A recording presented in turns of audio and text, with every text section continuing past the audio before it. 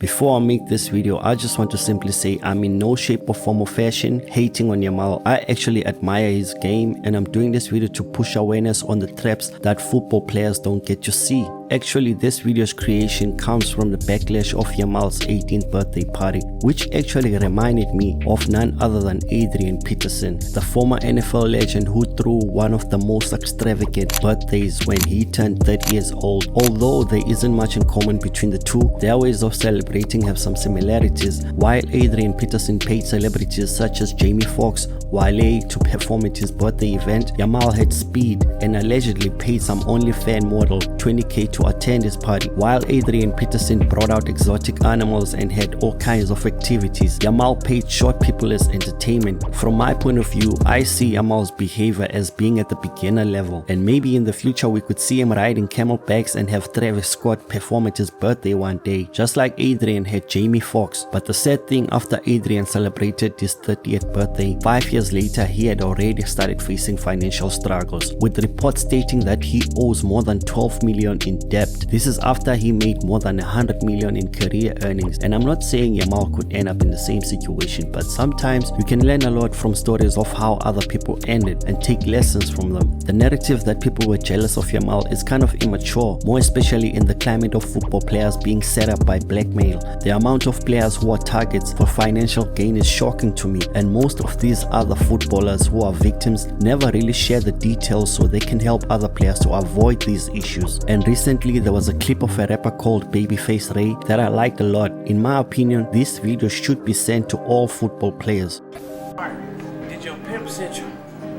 Do I have a pimp? No, I Yeah, don't. did he send you? I do not have a pimp. Yes or no, did he send you? I said no, I don't have a pimp. Okay, She said she don't if have your pimp sent you, I already said no. just go that way. And I just said no. And just So do you want to stop ask the me mission again? right Do you want to now, ask me because again? I am a pollo loco. Do you want to ask me again? I said no. I do crazy shit.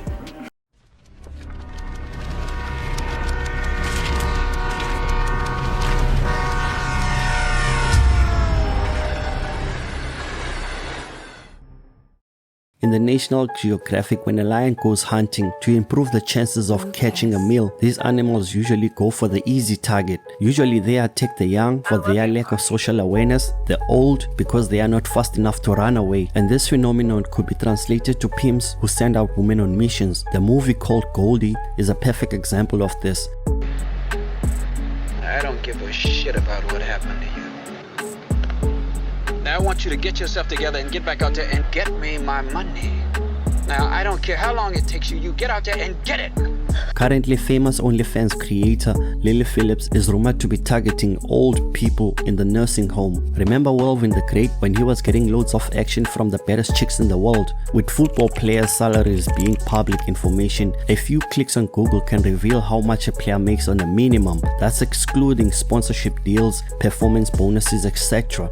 I mean, there's bound to be targets on these players, and in 2025, football players are still moving like there isn't people out there who want easy money. Just like there's people out there who are ready to rob banks, there's also people that target football players for their possessions. I mean, there's too many examples of football players being victims. As we all know about Hakimi's split from his wife, who divorced him and asked for half of everything, only to find out Hakimi owns nothing, while all his belongings are in his mother's name. But unfortunately for former Arsenal player Emmanuel Abue, he married and trusted his wife to put everything in her name, only to be divorced and to lose it all after his football career. Some attacks don't even have anything to do with marriage. These chicks get intimate with these athletes, and as soon as they collect enough info to be able to use it as blackmailing, these players' careers can evaporate into nothing if they don't pay the hush money out of court. Benjamin Mendy, Thomas Partey, Dani Alves, I can go on and on and on. But the point I'm trying to drive home is that the whole backlash of Yamal's birthday party wasn't just about people being jealous of his blessings.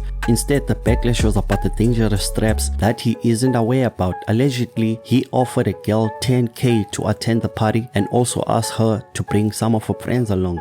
Who knows what sort of friends this chick could have brought with her. Instead, if I was one of his advisors, the minute he got time away from football, I would have gotten Yamal in contact with some of the best coaches to improve his game. As much as Yamal is currently the best young player in the world, there are numerous parts of his game where he can still improve, and one of those parts is his aerial presence. Since joining the first team, Yamal has grown from 1.7 meters tall to 1.81, and there is fears that he could still grow to be 2 meters tall, which I don't consider a bad thing at all. For example, when you compare Lionel Messi and Cristiano Ronaldo's numbers, you will notice that Cristiano scored more heading goals than his longtime rival. As great as Lionel Messi is when it comes to football, he has never been much of a threat when a cross comes into the box. He relied mostly on carpet football, and I take nothing away from Lionel Messi. He's a great player hands down. This is not a knock on his achievements in the game, but also I have to be honest, Messi left a lot of goals on the table since he didn't bother himself with being an aerial threat. But someone like Diego Maradona amazed me when I discovered he was listed at 1.65 meters tall. But when you go through his old footages, you will start to notice he was small but was so much of a football genius, to the point where even if the ball was above his head and shoulders, he still had a bicycle kick to have some impact to score a goal. To me, I still see huge value in a player that is lethal in the air, more especially when their height is considered tall. Someone that makes a perfect example is Cody Gakpo. At 1.93 meters tall, if Cody goes against the regular height of a fullback, which is 1.7 meters tall, he's going to have a free header 9 times out of 10. As you can see from this clip, he's not even jumping because he's matching up against a small fullback. If coaches target these mismatches on the far post more frequently, Yamal could score even more goals, but in today's football, a header is not considered for the goal of the year or the goal of the season. As a result, tall wingers don't give an effort to improve this area of their game.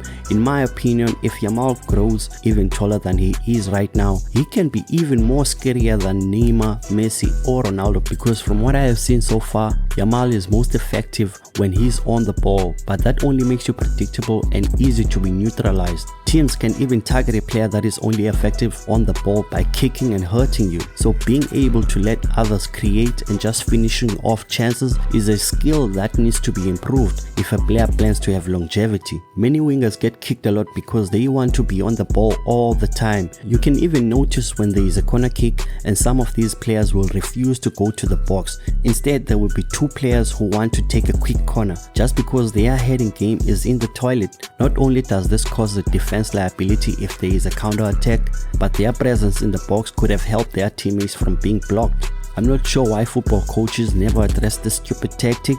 Till next time, peace.